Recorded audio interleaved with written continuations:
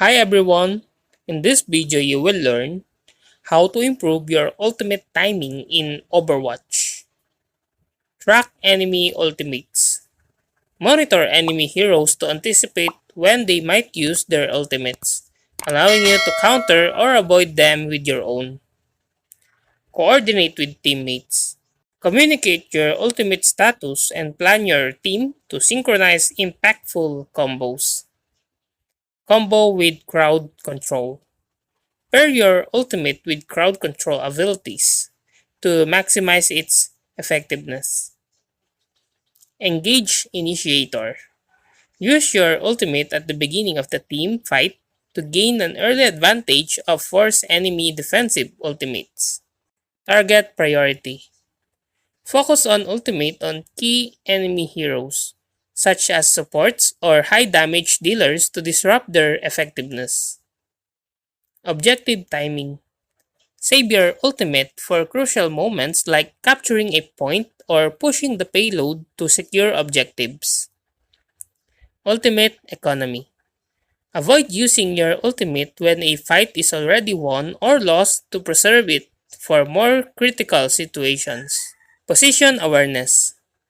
Position yourself effectively before using your ultimate to ensure maximum impact and safety. Cooldown Management.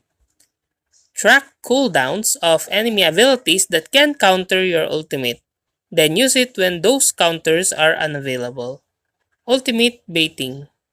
Fake using your ultimate to bait out enemy defensive ultimates or cooldown before committing.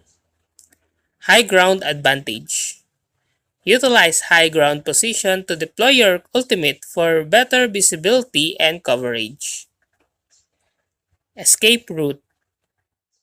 Use your ultimate defensively as an escape route for yourself or your team when overwhelmed by enemies. Flanking Opportunity. Flank the enemy team to surprise them with your ultimate from unexpected angles.